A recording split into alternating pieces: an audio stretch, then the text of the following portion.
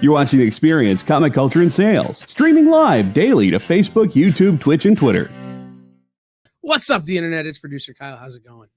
JD, I need you to do me a favor and get rid of the stupid frame thing. I hate the stupid frame thing. But this day has taken on a mind of its own in the oddest ways possible. As you could tell, I'm legally not Dan Wickline. I'm smaller, less beardy, and I know a lot less words. But he is still under the weather, so I am here filling in. This is a hot take special. Convention, contention, connection. I don't know. I tried to come up with 3 C words, and I only know 2. We are going to be joined momentarily by the man, the myth, the big dog himself, Tom Hutchison from Big Dog Inc., to talk about conventions. And I had some things that I was going to talk about with conventions. And Tom's like, hey, man, you forgot all of these things. And he was right. I did forget all of those things. So I'm having him come on, and he's going to set me straight, which is what we need in this world. So this is legally not the Dan Wickline Show. This is Hot Takes. I'm producer Kyle, and we'll be right back.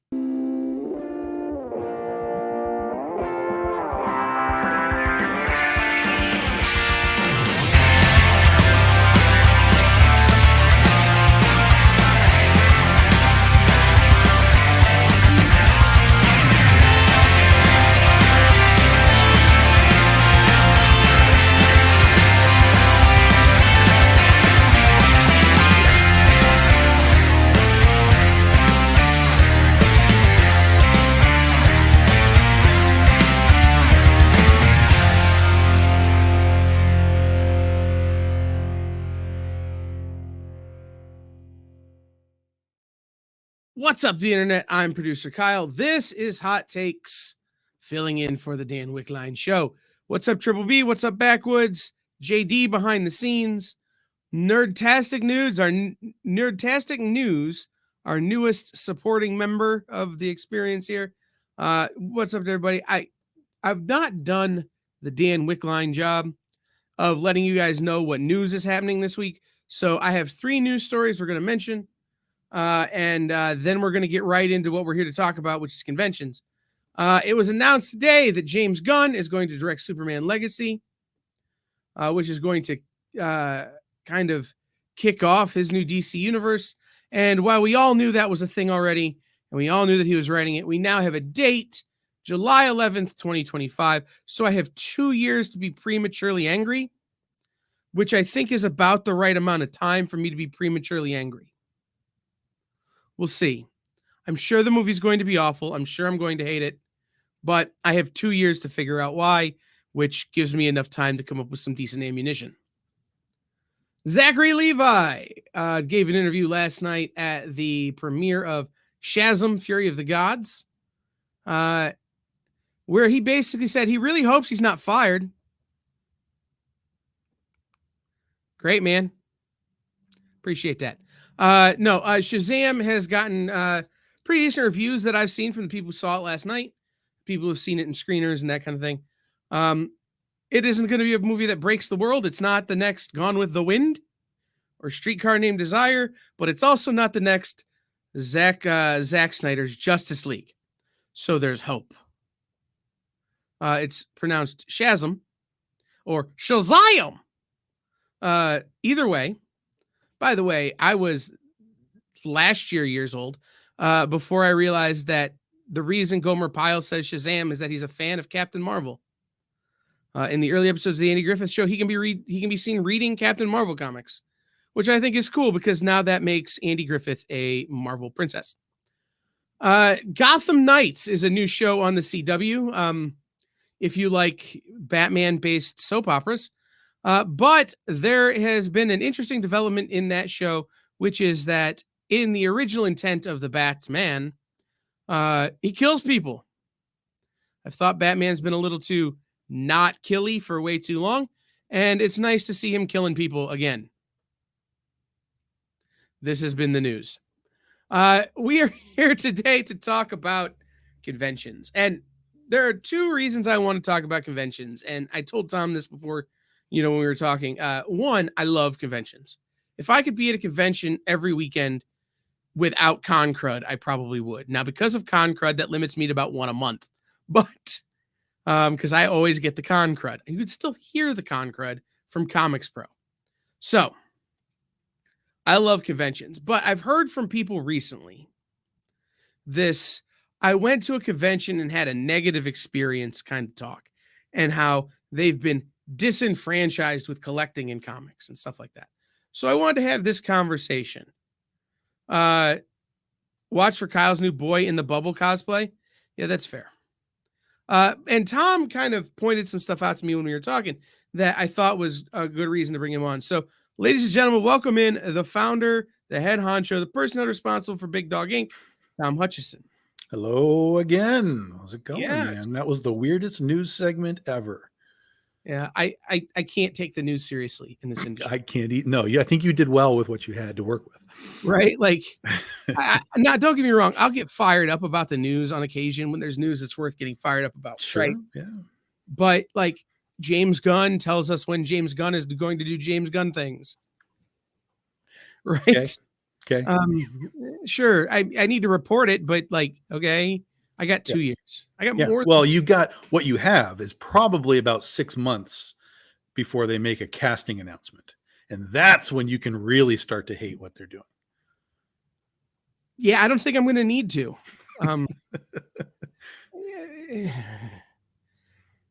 Unless he goes, okay, we're making the whole thing with AI. So it's going to look exactly like every individual person wants it to look because you have to wear special glasses. I'm going to hate it. Anyway. I saw an AI clip the other day where someone had plugged "We Didn't Start the Fire" into an AI image generator. Mm-hmm. And the chorus was just different AI generated Rainn Wilsons as Dwight from The Office. Oh, God. And I went, you know what, Billy Joel? I think it's over. I think it's time to hang it up. All right, conventions. That's what we're here to talk about, conventions. Sure. You and I were both at the same convention this weekend for about the same amount of time, I would say. I spent 2 days there and felt like I was only there about an hour and a half. Well, I spent 2 hours there. And probably dug through every long box. Totally, 100%. Yeah, I had a great time. I loved it. I'd never been to Fantasticon before, so I was like, okay, let's go. It's a small show, but very comic centric, which was great. And I walked in the door and made a left, and there was a huge box of just stuff, and I'm like, yeah, this is where I'm going. So yeah, in 2 hours, I did the tour. Got everything I needed. Brought home a long box of comics, and I was done. Yeah, I love conventions where your biggest celebrity is Darren McCarty. Right. Or the guy who was the voice of Meatwad in Aqua Teen Hunger Force. Yes.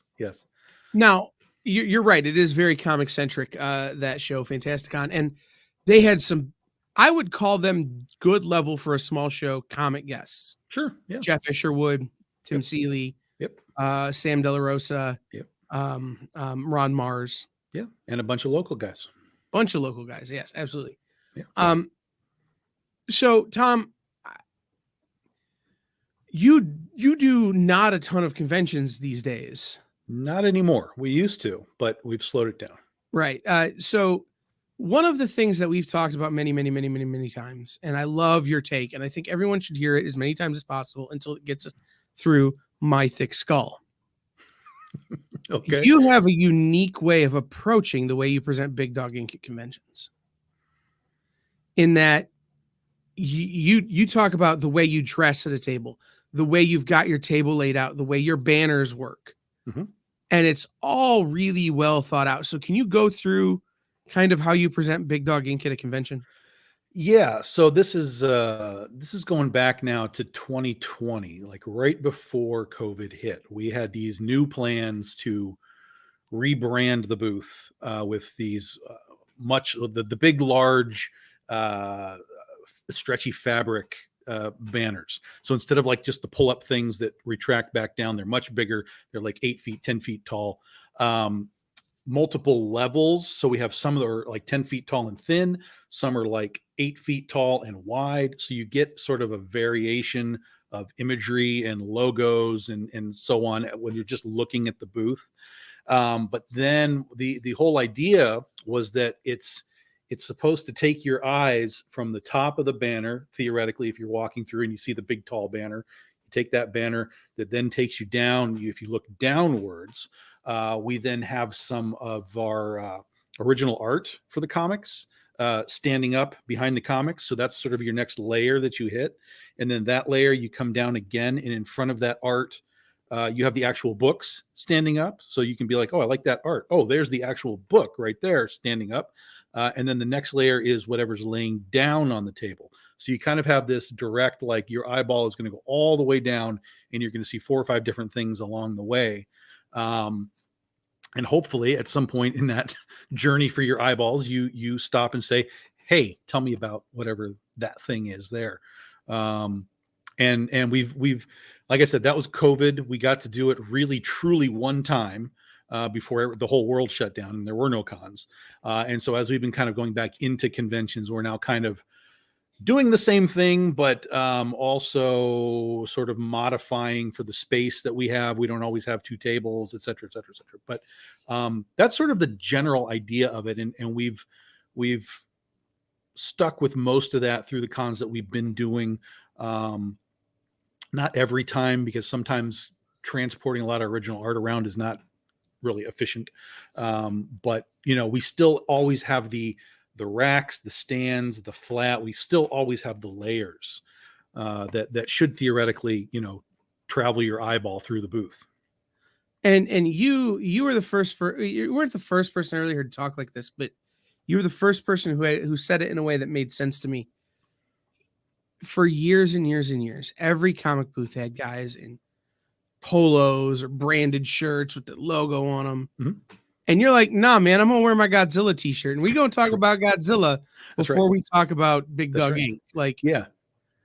Kind of explain that thinking to the people. Sure. So that was something I just stumbled across. So we did the same thing. I mean, I have even on right now, I've got my Big Dog Inc. shirt on. And we have those branded things, which I do wear at the shows, but usually I wear them now to set up or break down.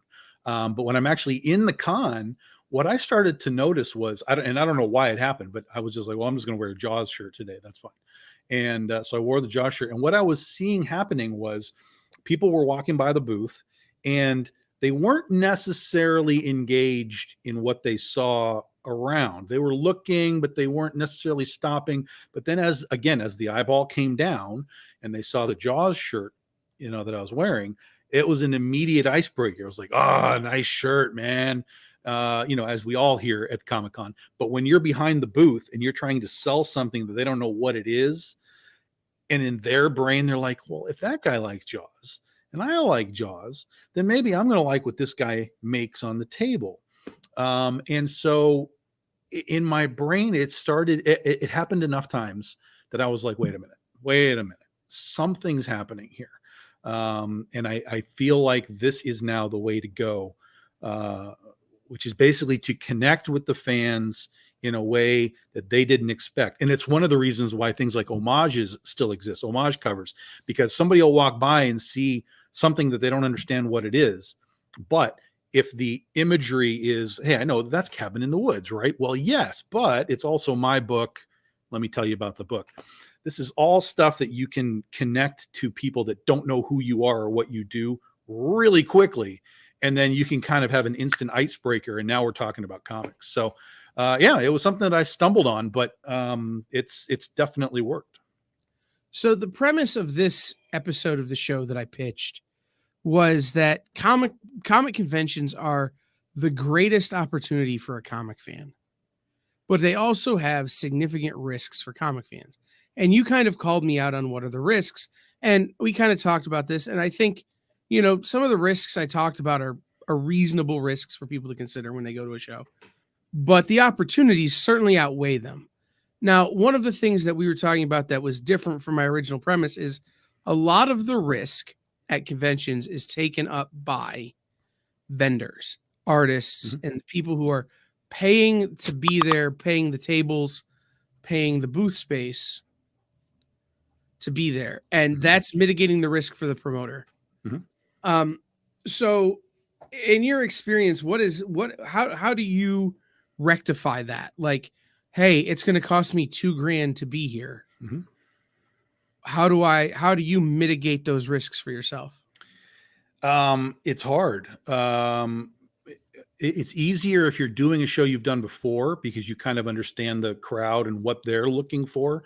But if you're just going into a new place cold, like, hey, I'm going to Nashville, Tennessee this weekend. I don't know who these people are and they don't know who I am. It's really hard. It's really hard, particularly from a publisher standpoint.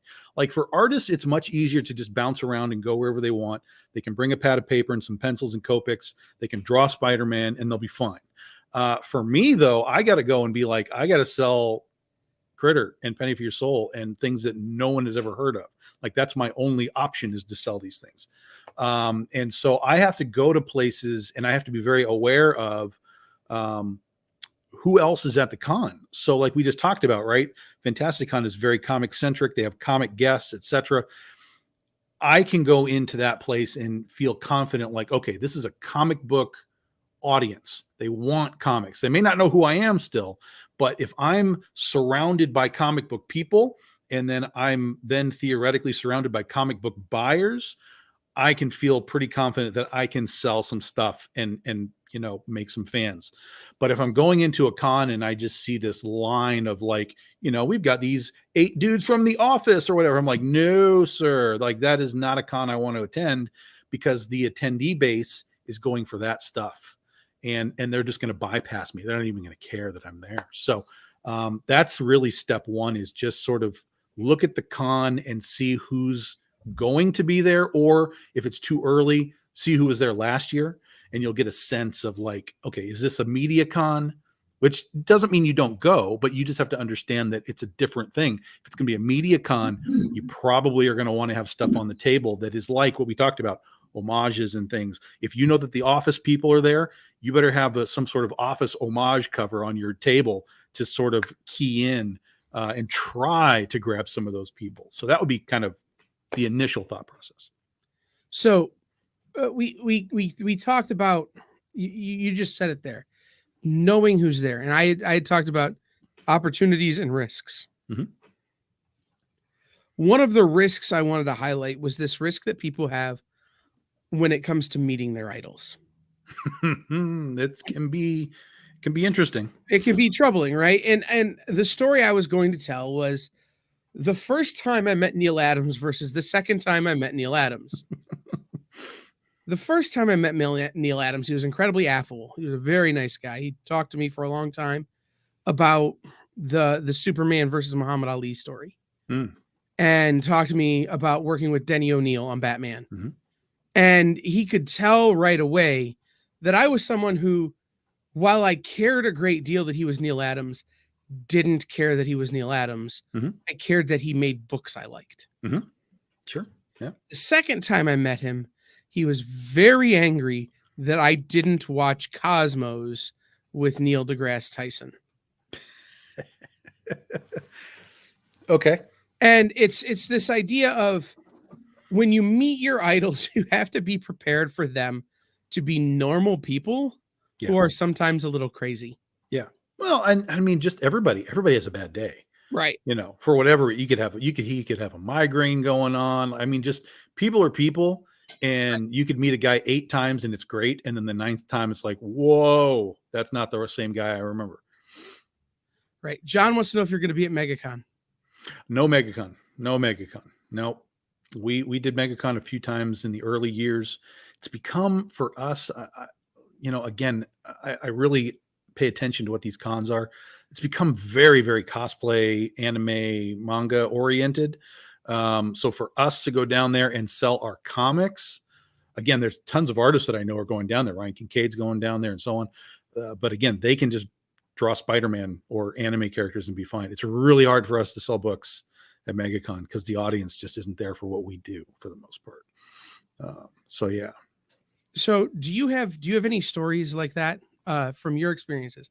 Have you ever gone up to somebody at a convention or had somebody come to the booth that you're like, oh, this is somebody that I'm really excited to talk to, and it's like, hey, this isn't the experience I was hoping to have?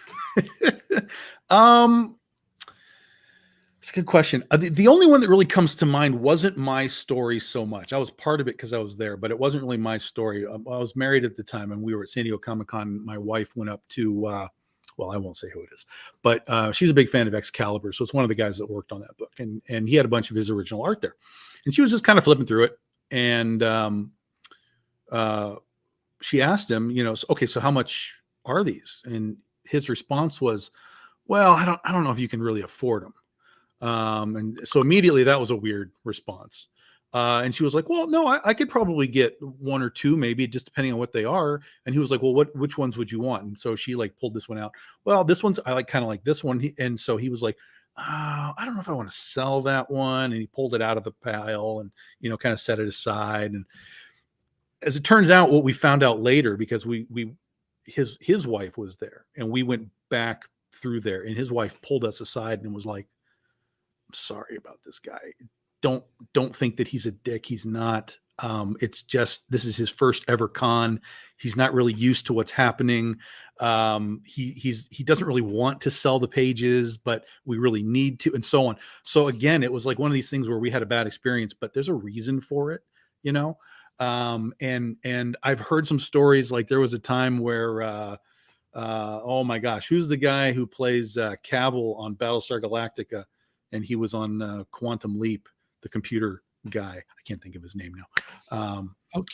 Quantum Leap, but I can't remember his. Yeah. So he plays on Battlestar Galactica, and apparently he was just having a bad day. There wasn't much of a line for him, so he was just sitting there waiting around, and he started just being like, "What are we doing here, man? Like, what's going on? I could go home." So he was having a bad day, and it's just like, ugh. So I've heard a lot of stuff like that from people, from comic book people, from movie people, things like that. I haven't really ever had a problem with anyone personally, as far as like a really bad experience. But I've definitely heard, I don't know, whatever you want to call them, horror stories. Sure. But a lot of it, if you a lot of the bigger things like that guy from Battlestar Galactica, if you kind of look into it and you look into the story, you kind of figure out what happened because there's explanations for things. But, it really comes down to people have bad days, man, or people get nervous, or people get, or they just got off the phone with somebody and had an argument, or, it's going to be a rough moment. But to have a bad experience and to blanket either the industry or to blanket comics or to blanket anything in that experience is really short-sighted, because you could literally talk to this one guy that we had a problem with and go, well, okay, go to the guy right next to him and have an amazing experience. And so, I think all of these problems that people have with Comic Cons, I think each thing should be addressed individually. Like I had a problem with a retailer who tried to overcharge me. Okay, that's fine. We can talk about that. I had a problem with an artist because he, whatever it is. I had a problem with a movie star, whatever it is. So all these are kind of micro, issues. And a problem, if you have a problem with Tom Holland, doesn't mean you're gonna have a problem with Robert Downey Jr. Right. It just doesn't. So, I'm open to hearing all of these things, but the reality is we've all had these things. I've had them as fans. I've had them as promoters. I've had problems with cons as promoters, but none of it is, well, I had a bad C2E2 experience, so I'm not going to New York or I'm not going to Texas. Like it doesn't translate to a blanket statement. Sure. We're going to take our first break here in a second, and I want to talk more about that part, right? Just because you have thing A doesn't mean thing B is also true when we come back, especially as it relates to Comic-Cons are a great opportunity. They are in my opinion, the single greatest opportunity for a fan. And it's one of the greatest opportunities for a publisher and a creator to win more fans. So when we come back from our break, we're going to talk about that. This is Hot Takes filling in for the Dan Wickline Show here on The Experience. Did you know that every Experience show, including some exclusive content, streams on Twitch? Check it out. Twitch.tv/the_EXP. Or just scan that QR code. Did you know that across America there are over 2, maybe even 3 live stream producers who can't even afford Mountain Dew? Take Brian here. Brian has gone 2 weeks without a sip of Red Bull. If it goes on much longer, he may take a shower and get a real job. Situations like this are as tragic as they are preventable. Join the experience on YouTube and gain access to special emojis and members-only streams. For less than a cup of coffee, you can keep socially awkward hermit people working from their parents' basements where they belong. Scan the QR code on the screen to join. You'll be glad you did.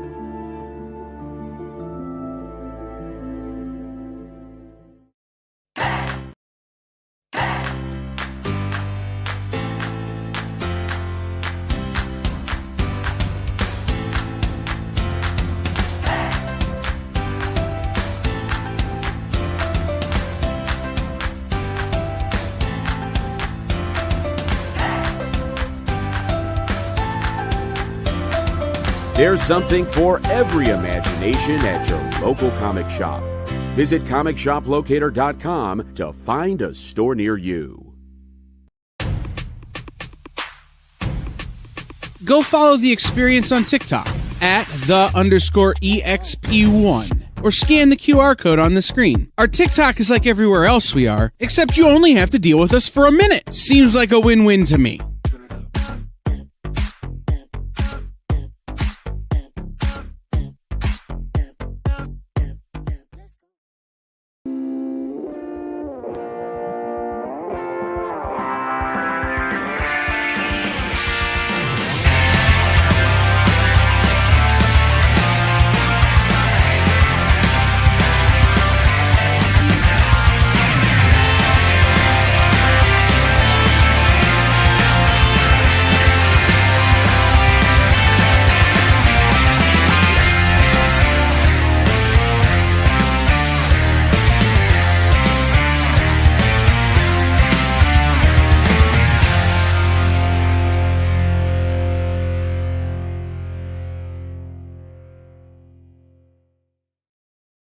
What's up, the internet? Welcome back to Hot Takes. This is producer Kyle.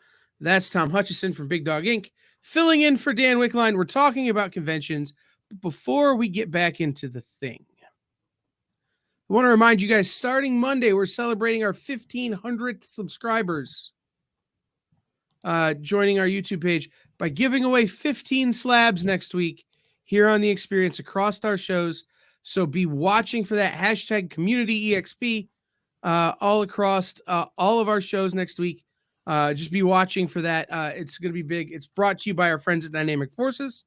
Yeah, it starts next week. I know there's more copy that I should be reading for that, but I forgot to open it up, and I'm not going to do that now. So we talked a little bit about some of the trouble that people have experienced in terms of meeting their idols. Some of the other things that people have brought up to me in recent days, in recent weeks is, oh, that's right. If you have stories you want to tell about going to a convention, call in. See, I'm talking to Tom, so I'm forgetting that I want to talk to you. Call in 567-318-6507, 567-318-6507. You can call and be on the air. Share your convention stories, good, bad, indifferent. That time that you went to that convention and you stole the last pizza from Rey Mysterio. That's a good story. I want to hear it. By the way, that's my story. I made Rey Mysterio very angry because I bought the last piece of pepperoni pizza from the stand he was waiting in line at C2E2 once. I gave him the pizza because he's Rey Mysterio, and I didn't want to risk it. I went back and got another piece of cheese. Like, I'm just saying. So one of the things that people have been telling me about is they sometimes feel like conventions are a place where you can get taken advantage of. Sure. Dealers and things that are less than honest, that are less, Sure. what's the wrong for? That are questionable. In fact, at Fantastic, I don't know if you saw the guy who was trying to register people to hear a timeshare pitch. No, I didn't see that. Right. Here's door prizes. Just got to sign up for this paper. And then he was going to try and sell you a timeshare in Florida or something. And that's a thing that have turned people off the conventions as well, is this idea that you don't know who you're buying from. Sure. And I want to frame this whole thing in an opportunistic light, right? So just because that guy's there doesn't mean a bunch of great local comic shops and small publishers and guys who are making their very first book for the very first time are there. So when you walk a floor like someplace like Fantasticon or Motor City Comic Con or MegaCon or San Diego, what do you look for in a dealer? When you're going to go buy something from someone, what are you looking for? It's tricky because a lot of the stuff that I look for, a lot of the dealers, in most cases, it doesn't even register to them that anyone would want it. Most of the dealers that I think you're going to have problems with are the guys that are trying to sell their Hulk 181s and just milk every penny that they can out of it. But really quickly, I'll also say that's not Comic-Cons. That's eBay. That's Craigslist. That's comic book retail stores will sometimes jack their prices up. I mean, it's not a uniquely Comic-Con experience to have people be like, yeah, this might be worth $1,000, but next year it's going to be worth $2,000. So I want to get $1,500 for it now. That's just collecting. That's just the marketplace. And what you have to remember is you don't have to buy from that guy. If you're not comfortable with it, you just say, I'll just move on. Go over to the next dude and just keep on. It's also part of the hunt, right? Is you want to find the best price for whatever it is that you're looking for. You don't want to anybody can just go Google or not Google, eBay a book. You'll probably find it. And then you can sort it by price. And if you're happy with the price, you buy it. It's the same thing you do at Comic-Con, right? Is if you want a Hulk 181 and that one's $5,000 and you don't want to pay $5,000, you don't buy it. Right. So one of the things that I look for when I'm walking through a convention to know whether or not that someone is, whether or not I can trust someone, is I look at the way they store their books. Mm-hmm. Right. And this is going to be one of the tips I give people. Mm-hmm. When you're walking, and you talked about, you walked in the door, you saw a guy with long boxes and you started digging. That's what I look for, right? I look for guys who are like, here's my product. Mm-hmm. Not guys with glass cases and racks behind them and, oh, okay, I know who you are. Yeah. But the guys who have 36 long boxes on 4 tables and are just like, okay, everything in this Marvel box is $3. Mm-hmm. Everything in this DC box is $3. Mm-hmm. I may have some, or unless otherwise marked, or, I may have some books sticking up that are a little bit more, whatever. Yeah. Those are the guys I look for, because those are the guys who are dealers. Those are the guys who are looking to make some money. Yep. And not screw you. Right. And prime story of this, and this is a story that I've told many, many times. We're at C2E2 a number of years ago, and I was with 2 friends. One friend wanted to buy Amazing Spider-Man 36. One friend wanted to buy the first appearance of Red Sonja. So Conan the Barbarian 20, whatever that issue is. I can't remember the number off the top of my head. And I was hunting because Vincent D'Onofrio was there. And I've been a Vincent D'Onofrio fan for a very long time. But I didn't think to bring anything to have him sign. So I wanted to buy the first Spider-Man with Kingpin on the cover. Because I thought that'd be a fun piece that not a lot of people are going to have. I'm a Spider-Man collector. So we start digging through long boxes, and I find a dealer who has all of that stuff. Mm-hmm. And I asked the guy, well, what do you want for these books? And he gives me a number, and it's a little high. And I kind of hem and haw around on it. And I noticed that the books are in better condition than the guy thought they were. The Mylar was scuffed up, but the books were fine. And so I said, that's a little high for me. And the guy goes, okay, tell me what you'll pay. And I kind of shot him back a number, like, I think it was like a third of what he had asked. He goes, fine, take it. And that's a guy who's there not to get over on you, but just to make some money. Sure. Right? He knew he had 3 keys walking away, but he also knew that $1 in his pocket is better than a comic book in his box. Mm-hmm. Well, and he also knows what he paid for it. Right. So if he's doubling his money still on that, he's going to be fine with that. Right. And that's exactly it. So look at the way that people store their books, right? So I come to a table of a publisher or a creator, and I notice, like, and especially the Big Dog Ink table is one of them. Source Point Press does this really well. A lot of the kind of smaller or mid-range publishers do a really good job of this. They put the book front and center. Mm-hmm. It's not, oh, this is written by so-and-so, or this cover is by so-and-so. It's, here's the book. Do you want the book? Mm-hmm. And those are the guys who you're gonna find a book that you want to keep reading, right? Not you're gonna find a book that you put away and never read because, well, I don't want to touch that book. Yeah. So, and that's why I asked you early on about the way you kind of lay your table out. Mm-hmm.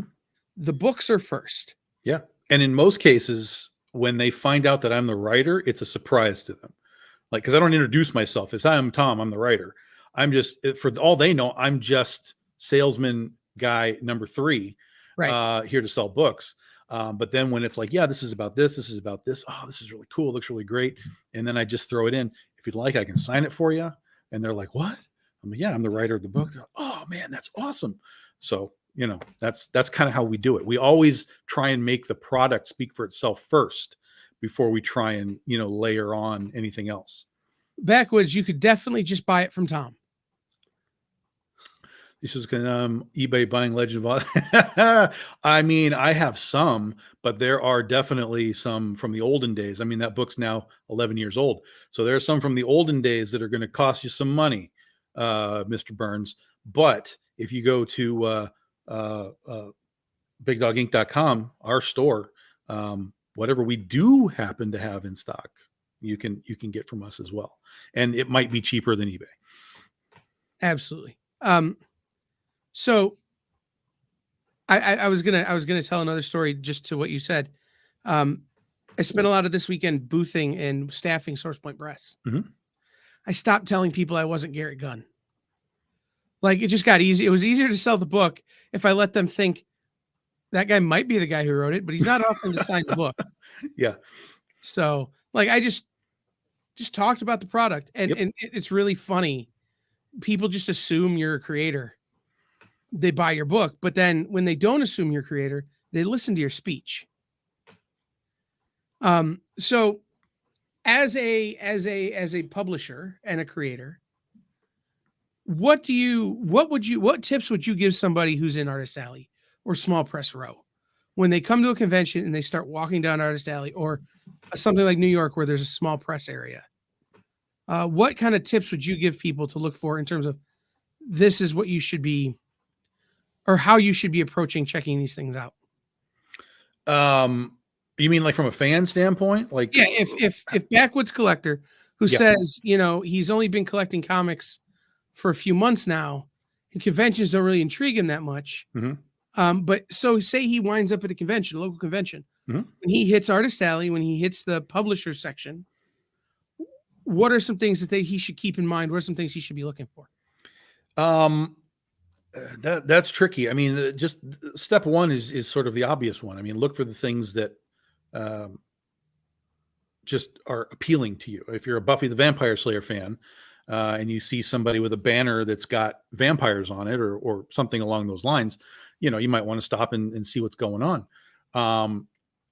I know one of the complaints, but one of the concerns that a lot of fans have with small press and newer companies is that they don't know if the next issue is ever going to come out. Like, somebody might have a number 1 on their table, but there may never be a number 2. And that's a valid, sort of pseudo concern, because even if you buy the number 1, you got it. You might not get the whole story, but at least you got something that you paid for it. But so the point is that if you're going down Artist Alley or Small Press, and you see a table that has like racks of books, these guys have been doing it, and that they're going to keep doing it. And so at minimum, that should give you some sort of just idea that, okay, if I buy issue 1, I'm going to get issue 2. If I buy volume 1, there's probably going to be a volume 2, and so on.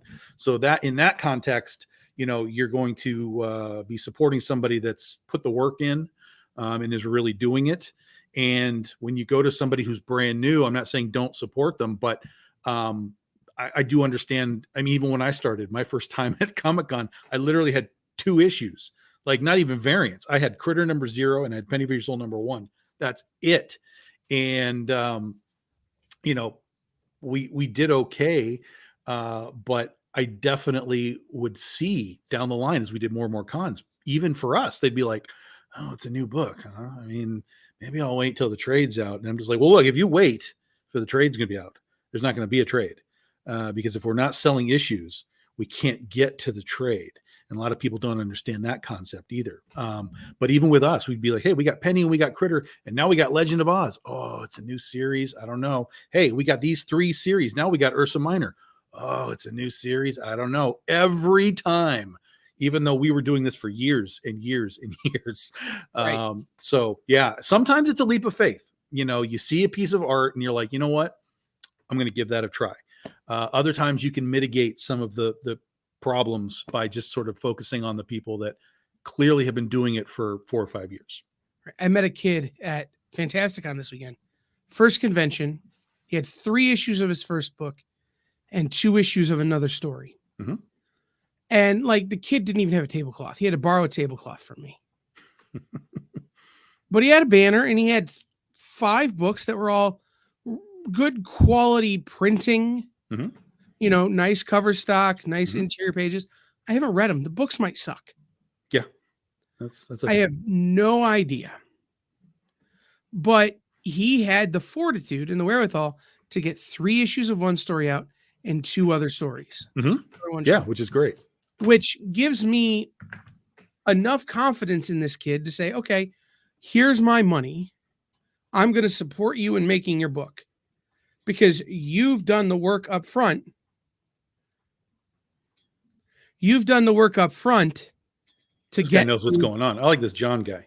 Yeah. I like this John guy a lot. And also Backwoods for the Emerald editions. This is the Emerald editions. I'm going to try and get a little light on it, but basically it's a green holofoil. I can't get any light on it, but you understand what's going on. So this is the Emerald editions that we do. Yeah, that's a very sexy cover. Yeah, little Mike DeBalfo. There we go. Now you get a little bit of the rainbow foil in there. I have really weird lighting in here right now, but you get the idea. Those are the Emerald editions that he's talking about, guys. So, I guess the other big concern I was going to talk about is cost. Mm-hmm. Conventions aren't always cheap. No. Tickets to New York Comic Con, tickets to San Diego, tickets to C2E2 or Emerald City, Baltimore Comic Con, they're not cheap. No.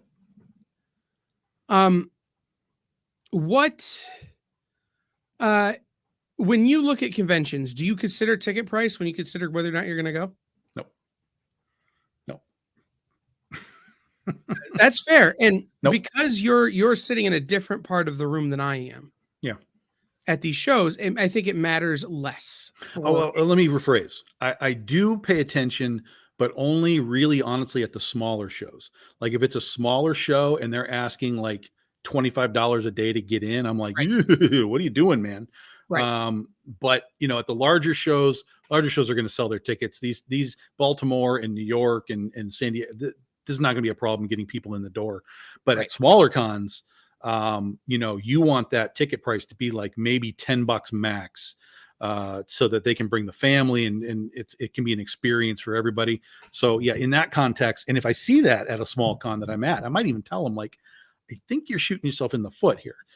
Take that 15 to 10, take that 10 down to 8. You might really change your audience base in a hurry.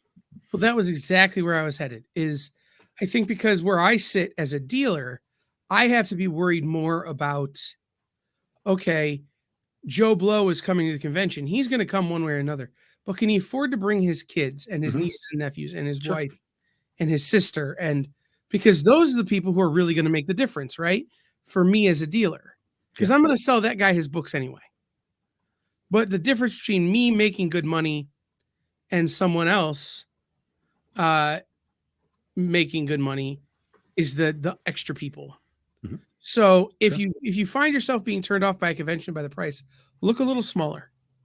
Yeah. Aim for that convention where you can go and stand and talk to somebody like Tom or Jeff Yeah. Isherwood or somebody for 10 minutes. Yeah. And there are conventions literally every weekend everywhere.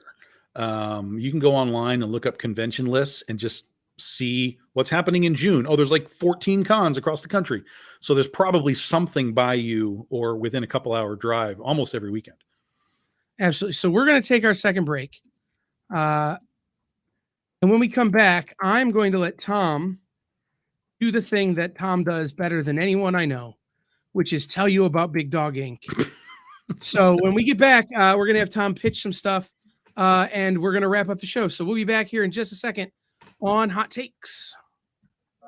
Why was Princess Zelda sad after watching a bunch of YouTube videos? She couldn't find a link in the description. We'll stop if you subscribe to our YouTube channel. It's super easy. Click subscribe and click the bell when you do. And thanks for supporting the EXP. You know how when you go to Comic-Con, after Comic-Con, you go to the hotel bar, and there's a whole bunch of people playing music and dancing, and you've got Pikachu and Lara Croft Tomb Raider doing the cha-cha slide just down from Deadpool and Batman and Wonder Woman? That's every Saturday night over on the Experience Twitch channel. Join Taji Beats for the EXP Dance Party, exclusively on Twitch, twitch.tv/the_EXP.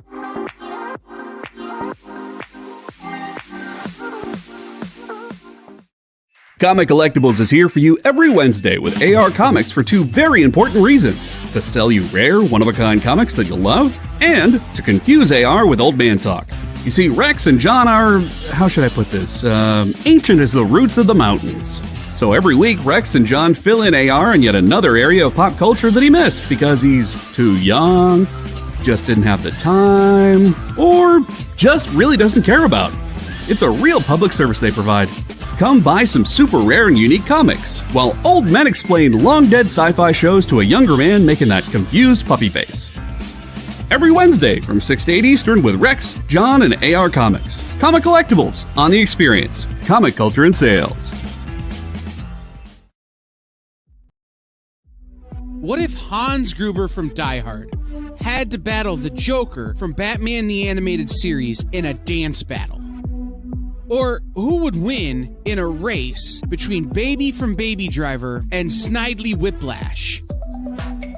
If Austin Powers and Shrek found themselves in a hot dog eating contest, who would emerge victorious? These are the questions we talk about on Nerd Killer Warfare. Debate the most absurd questions you've ever heard in popular culture. Register now by scanning the QR code or visiting bit.ly/EXP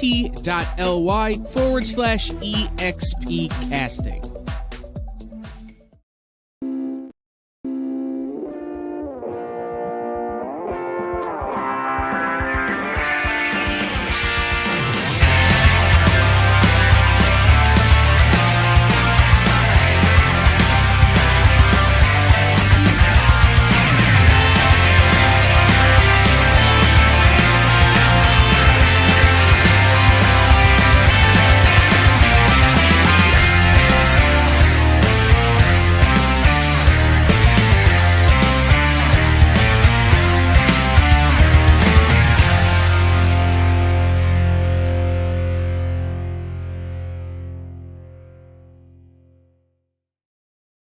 Welcome back, everybody. This is Hot Takes. As my voice continues to get worse throughout this episode, I can hear it in my ears really badly right now.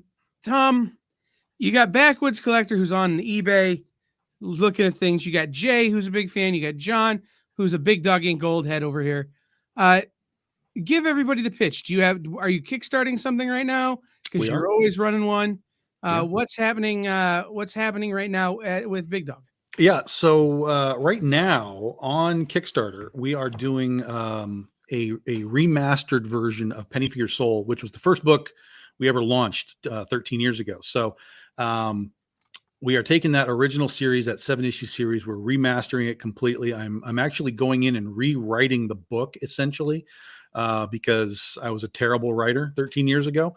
And so I get to kind of go in and clean up dialogue and grammar and make it really a better reading experience. Like the story is the same, but the reading experience is going to be better because I write gooder now. So right now we're have about 11 days left on the campaign. There's a hardcover edition of the book. There are new trade paperbacks.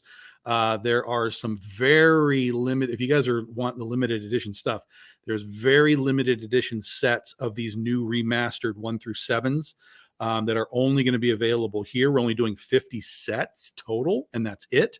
So if you guys like that really limited stuff, go to the Kickstarter right now, Penny for Your Soul. It'll come right up. Grab that super pack. You're not going to be disappointed. Brian Peterson, Ryan Kincaid, Nia Ruffino, all kinds of amazing artists in that set. Or just grab the book. Again, hardcovers, trade paperbacks, however you want to do it. Little Penny for Your Soul art right there. Angels versus Devils in Las Vegas is Penny for Your Soul. What they were talking about with Antoinette is Antoinette. That is the series. We only did the 1 issue so far. I did that with Ryan Kincaid. There is more planned for Antoinette, but we have so much going on that we've just kind of been moving in and out of different series here. But if you like Antoinette, there's more to come, guaranteed. Keep your eyes open for that. We also just announced the return of Critter next year. This is our old school classic superhero book.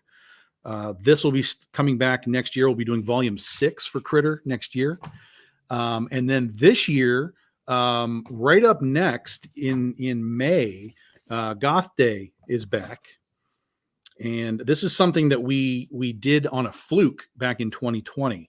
All these companies are doing things. They're always doing like, oh, it's 4th of July and Friday the 13th and whatever, St. Patrick's Day, and doing all these covers. And I'm like, this is the most boring stuff ever. So I started looking into the idea of different days that existed. And it turns out there's a lot of them, and Goth Day was one of them. And I was like, oh my God, this is amazing. So what we did was we took Critter and we turned her into Catnip.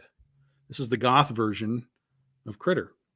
We did some covers for it just to have some fun. It became wildly popular. And the following year, we actually put out this is not just covers. This is a completely new story.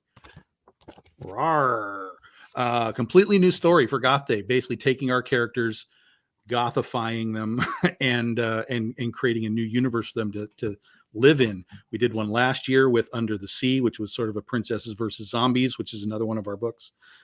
Goth Adaption, which was again wildly popular. So Goth Day number 3 is May 22nd. That is World Goth Day when we launch the book every year. And then Princesses versus Zombies, like we just talked about, is right here. This will be coming back in November 18th. November 18th is Princess Day. So we launch this book on Princess Day every year. And we've done 3 issues of this. We'll have the new issue in November. That's sort of the gist of what we have going on right now. Yeah. So I got to tell you, and I thought about you in this moment. We're at Comics Pro, and the woman from BookScan is doing the presentation of where the numbers in the industry are, right? Mm-hmm. And she was talking about where they see trends heading. Mm-hmm. And she goes, everyone stock up on goth stuff. You can thank me for that. And I go, yeah, that's Tom. It's not Wednesday Addams, not at all. No, it's Tom. Me. I was doing this way before that TV show. But you were the first person I thought of because I'm like so far ahead of the curve on Goth Day. And, this whole movement back into goth culture, so far ahead of the curve. Yeah. You got to be. I mean, you have to be. Listen, there's so many things that you can do as a publisher, as a creator, as an art director, or whatever. There's so many things. But the problem is that everyone else is doing so many things.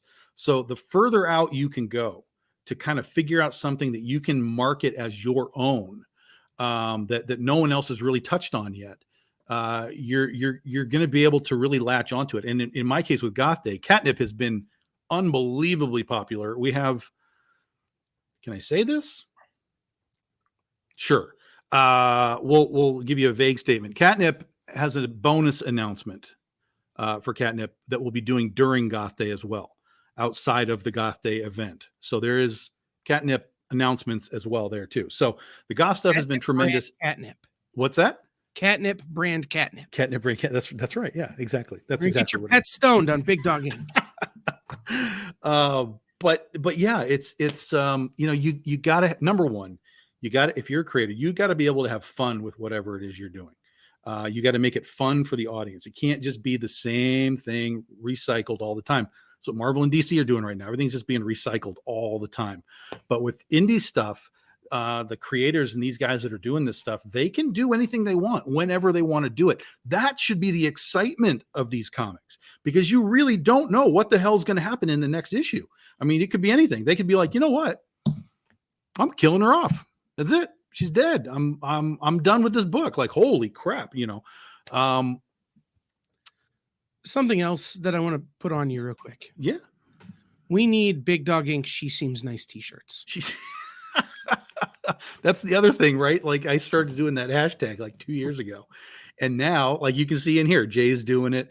There was another one that I did, hashtag boobs are fine.